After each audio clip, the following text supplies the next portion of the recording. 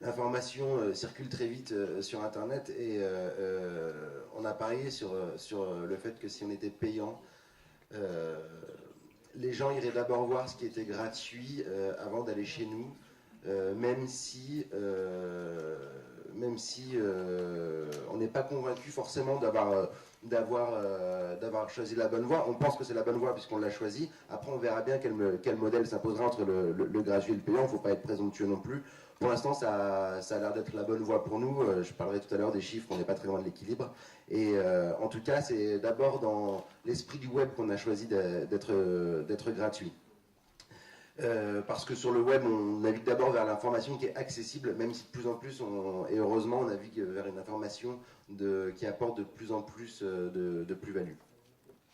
Une fois qu'on a choisi la publicité, il fallait que les choses soient très claires. Il ne fallait pas non plus qu'on se lance dans une course effrénée à l'audience. Il ne fallait pas non plus qu'on dépende d'un annonceur unique. C'était deux conditions qu'on s'est très clairement imposées.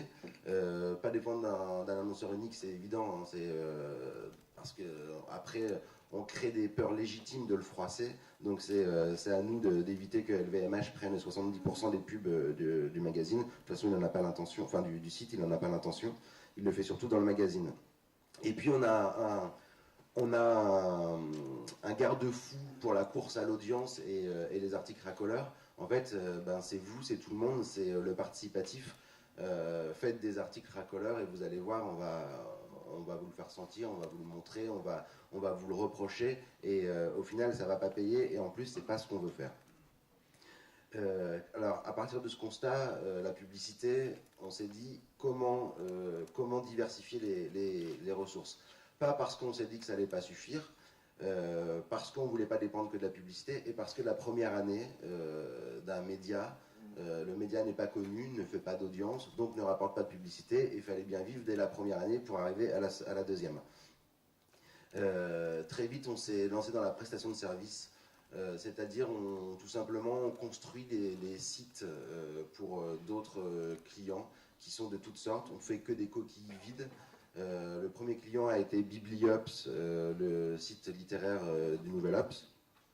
Et on l'a fait comme on l'a fait rue 89, en se lançant un petit peu tête baissée et en essayant de faire du mieux possible. Et ça marche parce que maintenant on a beaucoup de clients, on a fait des associations, des collectivités locales et les clients ne manquent pas. On a eu raison, c'était un pari plutôt gagnant puisque la première année on a réussi à dégager des bénéfices pour se développer, pour recruter dès la première année. Mais ce n'était pas suffisant. Très vite, on a cherché une troisième jambe pour asseoir le modèle économique de rue 89. Et en fait, il s'est imposé assez naturellement. La publicité s'est imposée parce qu'on faisait du gratuit. La prestation de service s'est imposée parce qu'à l'époque, on a fait, qui était peut-être le premier grand site d'information, vous me dites si je me trompe, sur Drupal. Et du coup, la technologie était un peu reconnue. On nous a désignés comme spécialistes et les gens voulaient cette technologie-là. Et il y a une troisième chose qu'on faisait beaucoup, c'est qu'on intervenait beaucoup dans les écoles de journalisme pour faire des formations multimédia, au point où parfois même ça déstabilisait la rédaction parce qu'on était nombreux à être à l'extérieur, parce qu'on n'était pas non plus surpayé à rue 89 et c'est bien payé dans les écoles de journalisme. Donc on nous laissait toute liberté d'aller enseigner à droite à gauche. Et, on s'est dit, pourquoi pas créer notre propre école de journalisme. Alors pas au sens où peut-être le monde veut le faire. On fait de la formation continue, on a créé un vrai programme de formation, on a pris plusieurs mois, presque une année entière, à créer un vrai programme de formation, à être une entité formatrice reconnue par l'État, avoir un numéro de formateur. Maintenant, c'est chose faite depuis plusieurs mois. Ça marche très bien, on a ajouté une activité de conseil à la formation. Et ça marche de mieux en mieux et c'est vraiment, je pense, ce qui va faire parvenir rue 89 à l'équilibre.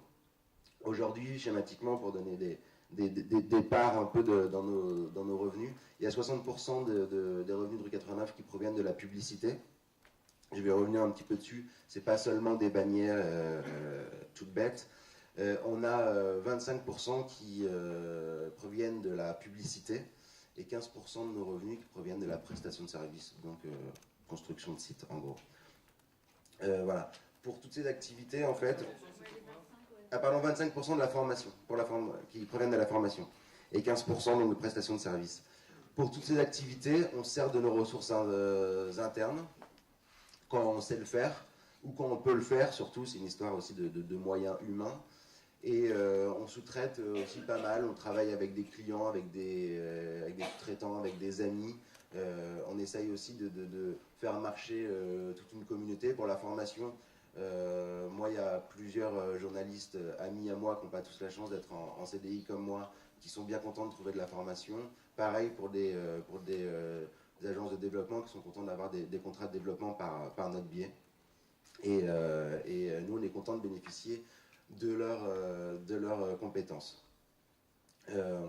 La publicité, donc, elle se décompose en plusieurs strates. On a une régie externe qui est une régie qui s'appelle iMedia, qui est assez connue dans le monde de la publicité Internet. On a un service commercial interne qui tend à se développer et on a deux personnes en interne et elle va encore se développer. Qui gère les partenariats, les liens sponsorisés Google, la marque blanche aussi, on héberge d'autres prestataires qui vendent des voitures, des voyages, des choses comme ça. C'est dans la colonne de droite de rue 89. Ça marche assez bien également. On est toujours dans le même état d'esprit en fait. On a envie de développer rue 89, de pérenniser rue 89, sans s'éloigner tellement de notre cœur de métier qu'est le journalisme, et on garde bien ça en tête.